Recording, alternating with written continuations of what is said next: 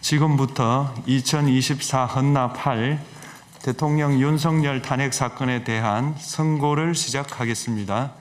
먼저 적법 요건에 관하여 살펴보겠습니다. 이 사건 계엄 선포가 사법심사의 대상이 되는지에 관하여 보겠습니다. 고위공직자의 헌법 및 법률 위반으로부터 헌법 질서를 수호하고자 하는 탄핵 심판의 취지를 고려하면 이 사건 계엄 선포가 고도의 정치적 결단을 요하는 행위라 하더라도 그 헌법 및 법률 위반 여부를 심사할 수 있습니다. 국회 법사의 조사 없이 이 사건 탄핵 소추안을 의결한 점에 대하여 보겠습니다. 헌법은 국회의 소추 절차를 입법에 맡기고 있고 국회법은 법사위 조사 여부를 국회의 재량으로 규정하고 있습니다. 따라서 법사위의 조사가 없었다고 하여 탄핵 소추 의결이 부적법하다고 볼 수 없습니다. 이 사건 탄핵 소추안의 의결이 일사부재의 원칙에 위반되는지 여부에 대해서 보겠습니다. 국회법은 부결된 안건을 같은 회기 중에 다시 발의할 수 없도록 규정하고 있습니다. 피청구인에 대한 1차 탄핵 소추안이 제418회 정기회 회기에 투표 불성립되었지만 이 사건 탄핵 소추안은 제419회 임시회 회기 중에 발의되었으므로 일사부재의 원칙에 위반되지 않습니다. 한편 이에 대해서는 다른 회기에도 탄핵 소추안의 발의 횟수를 제한하는 입법이 필요하다는 재판관 정형식의 보충 의견이 있습니다. 이 사건 계엄이 단시간 안에 해제되었고 이로 인한 피해가 발생하지 않았으므로 보호이익이 헌결되었는지 여부에 대해서 보겠습니다. 이 사건 계엄이 해제되었다고 하더라도 이 사건 계엄으로 인하여 이 사건 탄핵 사유는 이미 발생하였으므로 심판의 이익이 부정된다고 볼 수 없습니다. 소추 의결서에서 내란죄 등 형법 위반 행위로 구성하였던 것을 탄핵 심판 청구 이후에 헌법 위반 행위로 포섭하여 주장한 점에 대하여 보겠습니다.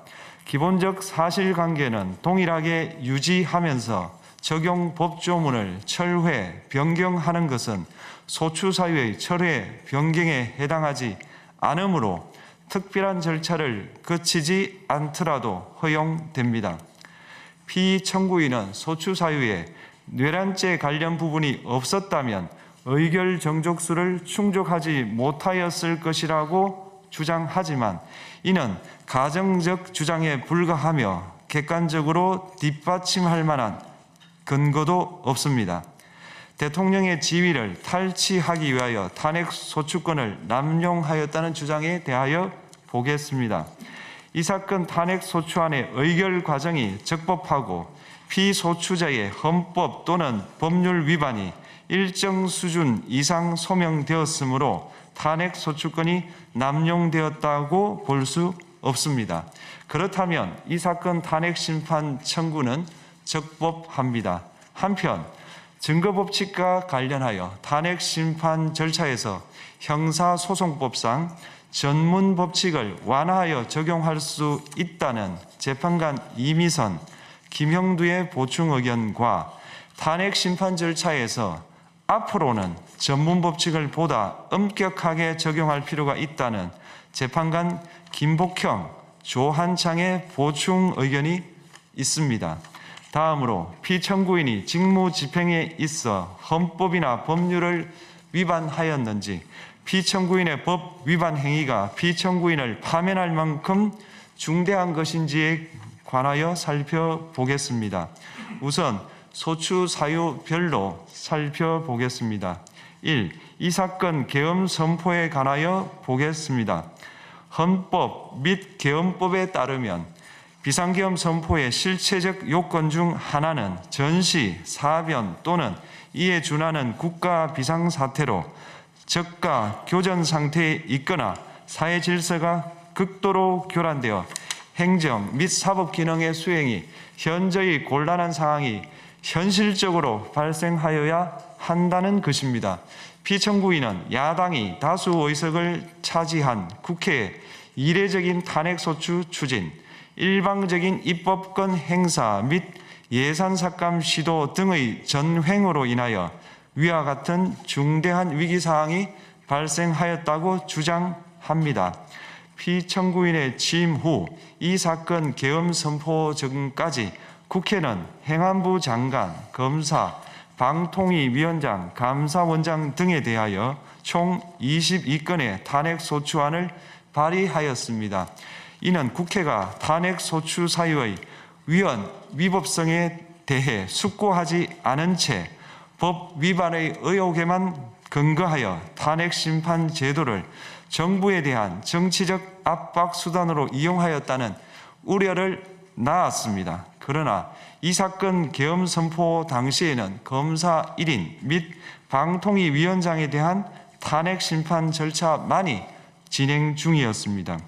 피청구인이 야당이 일방적으로 통과시켜 문제가 있다고 주장하는 법률안들은 피청구인이 제의를 요구하거나 공포를 보류하여 그 효력이 발생되지 않은 상태였습니다.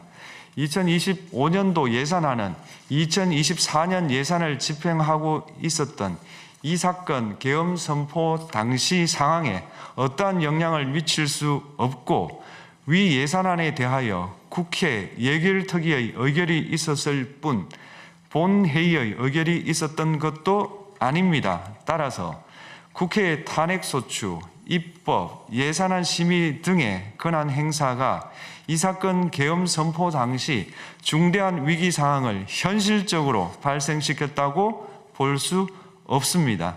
국회의 권한 행사가 위법, 부당하더라도 헌법재판소의 탄핵 심판, 피청구인의 법률안 제의 요구 등 평상시 권력 행사 방법으로 대처할 수 있으므로 국가 긴급권의 행사를 정당화할 수 없습니다. 피청구인은 부정선거 의혹을 해소하기 위하여 이 사건 계엄을 선포하였다고도 주장합니다. 그러나 어떠한 의혹이 있다는 것만으로 중대한 위기 상황이 현실적으로 발생하였다고 볼 수는 없습니다. 또한 중앙선관위는 제22대 국회의원 선거 전에 보안 취약점에 대하여 대부분 조치하였다고 발표하였으며 사전, 우편, 투표함, 보관장소, CCTV 영상을 24시간 공개하고 개표 과정에 수검표 제도를 도입하는 등의 대책을 마련하였다는 점에서도 피청구인의 주장은 타당하다고 볼 수 없습니다. 결국 피청구인이 주장하는 사정을 모두 고려하더라도 피청구인의 판단을 객관적으로 정당화할 수 있을 정도의 위기 상황이 이 사건 계엄 선포 당시 존재하였다고 볼 수 없습니다. 헌법과 계엄법은 비상계엄 선포의 실체적 요건으로 병력으로서 군사상의 필요에 응하거나 공공의 안녕 질서를 유지할 필요와 목적이 있을 것을 요구하고 있습니다. 그런데 피청구인이 주장하는 국회의 권한 행사로 인한 국정마비 상태나 부정선거 의혹은 정치적, 제도적, 사법적 수단을 통하여 해결하여야 할 문제이지 병력을 동원하여 해결할 수 있는 것이 아닙니다. 피청구인은 이 사건 계엄이 야당의 전횡과 국정위기 상황을 국민에게 알리기 위한 경고성 계엄 또는 호소형 계엄이라고 주장하지만 이는 계엄법이 정한 계엄 선포의 목적이 아닙니다. 또한 피청구인은 계엄 선포에 그치지 아니하고 군경을 동원하여 국회의 권한 행사를 방해하는 등의 헌법 및 법률 위반 행위로 나아갔으므로 경고성 또는 호소형 계엄이라는 피청구인의 주장을 받아들일 수 없습니다. 그렇다면 이 사건 계엄 선포는 비상계엄 선포의 실체적 요건을 위반한 것입니다. 다음으로 이 사건 계엄 선포가 절차적 요건을 준수하였는지에 관하여 보겠습니다. 계엄 선포 및 계엄 사령관 임명은 국무회의의 심의를 거쳐야 합니다. 피청구인이 이 사건 계엄을 선포하기 직전에 국무총리 및 9명의 국무위원에게 계엄 선포의 취지를 간략히 설명한 사실은 인정됩니다. 그러나 피청구인은 계엄사령관 등 이 사건 계엄의 구체적인 내용을 설명하지 않았고 다른 구성원들에게 의견을 진술할 기회를 부여하지 않은 점을 고려하면 이 사건 계엄 선포에 관한 심의가 이루어졌다고 보기도 어렵습니다. 그 외에도 피청구인은 국무총리와 관계 국무위원이 비상계엄 선포문에 부서하지 않았음에도 이 사건 계엄을 선포하였고 그 시행 일시, 시행 지역 및 계엄사령관을 공고하지 않았으며 지체 없이 국회에 통고하지도 않았으므로 헌법 및 계엄법이 정한 비상계엄 선포의 절차적 요건을 위반하였습니다. 2. 국회에 대한 군경 투입에 관하여 보겠습니다. 피청구인은 국방부 장관에게 국회에 군대를 투입할 것을 지시하였습니다. 이에 군인들은 헬기 등을 이용하여 국회 경내로 진입하였고 일부는 유리창을 깨고 본관 내부로 들어가기도 하였습니다. 피청구인은 육군 특수전 사령관 등에게 의결 정족수가 채워지지 않은 것 같으니 문을 부수고 들어가서 안에 있는 인원들을 끄집어내라는 등의 지시를 하였습니다. 또한 피청구인은 경찰청장에게 계엄사령관을 통하여 이 사건 포고령의 내용을 알려주고 직접 6차례 전화를 하기도 하였습니다. 이에 경찰청장은 국회 출입을 전면 차단하도록 하였습니다. 이로 인하여 국회로 모이고 있던 국회의원들 중 일부는 담장을 넘어가야 했거나 아예 들어가지 못하였습니다. 한편 국방부 장관은 필요시 체포할 목적으로 국군 방첩사령관에게 국회의장, 각 정당 대표 등 14명의 위치를 확인하라고 지시하였습니다.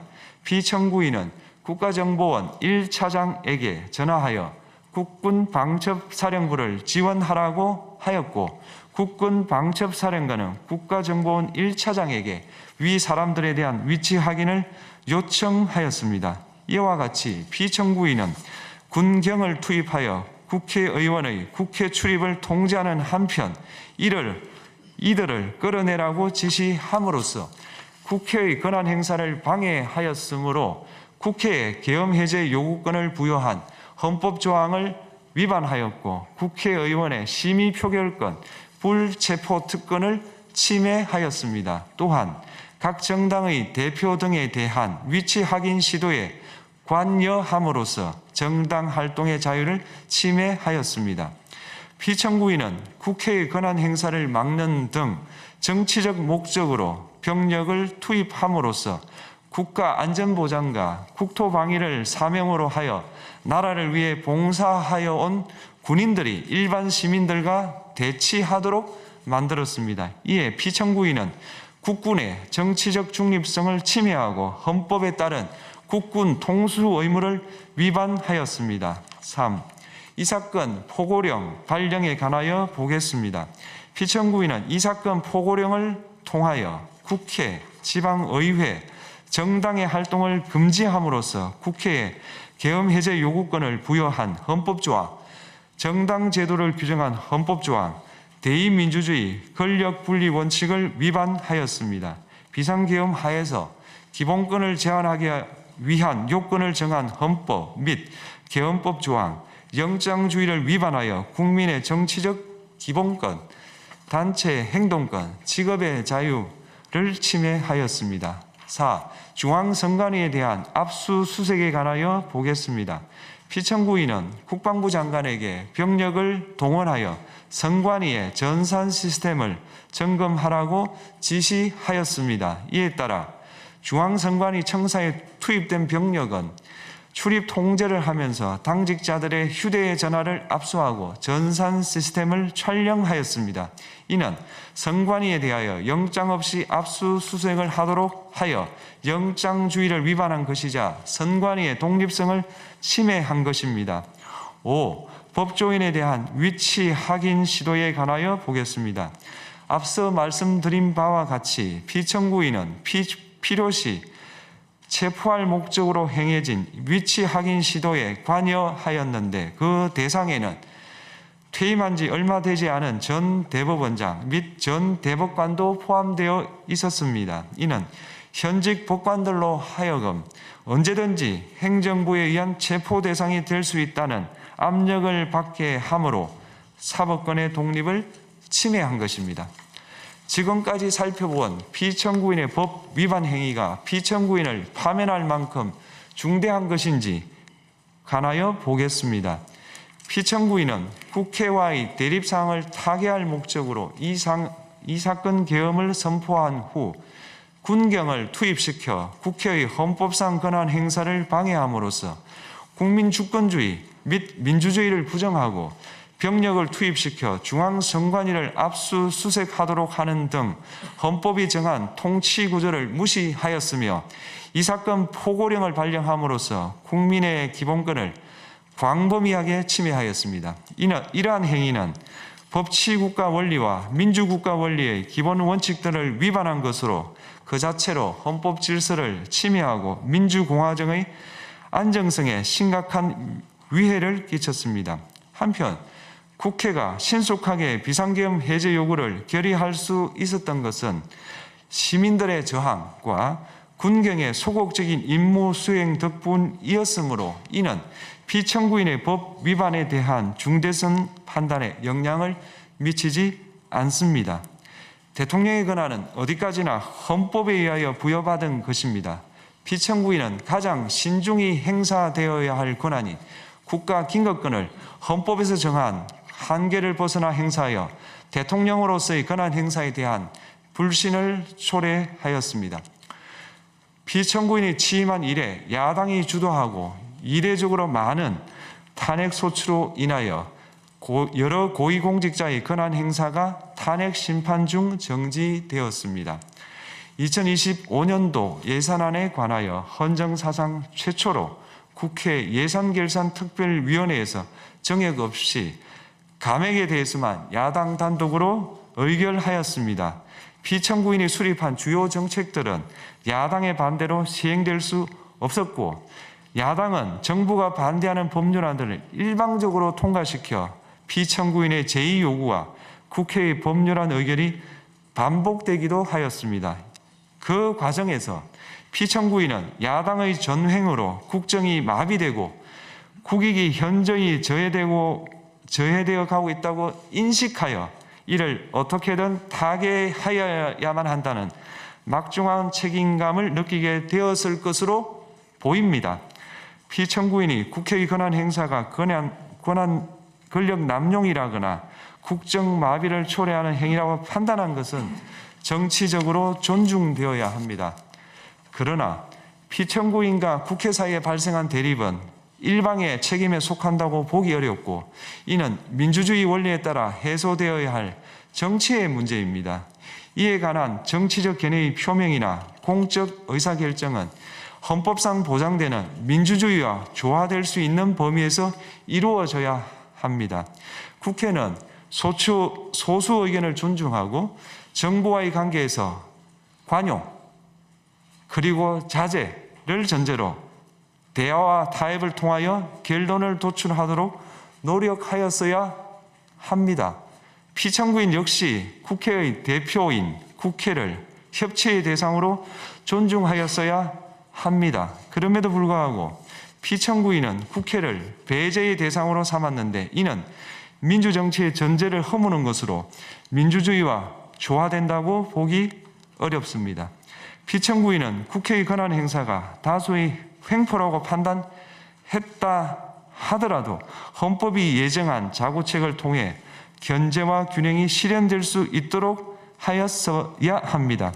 피청구인은 취임한 때로부터 약 2년 후에 치러진 국회의원 선거에서 피청구인이 국정을 주도하도록 국민을 설득할 기회가 있었습니다. 그 결과가 피청구인의 의도에 부합하지 않더라도 야당을 지지한 국민의 의사를 배제하려는 시도를 하여서는 안 되었습니다. 그럼에도 불구하고 피청구인은 헌법과 법률을 위반하여 이 사건 계엄을 선포함으로써 국가 긴급권 남용의 역사를 재현하여 국민을 충격에 빠뜨리고 사회, 경제, 정치, 외교 전 분야의 혼란을 야기하였습니다. 국민 모두의 대통령으로서 자신을 지지하는 국민을 초월하여 사회 공동체를 통합시켜야 할 책무를 위반하였습니다. 군경을 동원하여 국회 등 헌법기관의 권한을 훼손하고 국민의 기본적 인권을 침해함으로써 헌법소의 책무를 저버리고 민주공화국의 주권자인 대한국민의 신임을 중대하게 배반하였습니다. 결국 피청구인의 위법 행위는 국민의 신임을 배반한 것으로 헌법소의 관점에서 용납될 수 없는 중대한 법 위반 행위에 해당합니다. 피청구인의 법 위반 행위가 헌법 질서에 미친 부정적 영향과 파급 효과가 중대하므로 피청구인을 파면함으로써 얻는 헌법소의 이익이 대통령 파면에 따르는 국가적 손실을 압도할 정도로 크다고 인정됩니다. 이에 재판관 전원의 일치된 의견으로 주문을 선고합니다. 탄핵 사건이므로 선고 시각을 확인하겠습니다. 지금 시각은 오전 11시 22분입니다. 주문, 피청구인 대통령 윤석열을 파면한다. 마치겠습니다.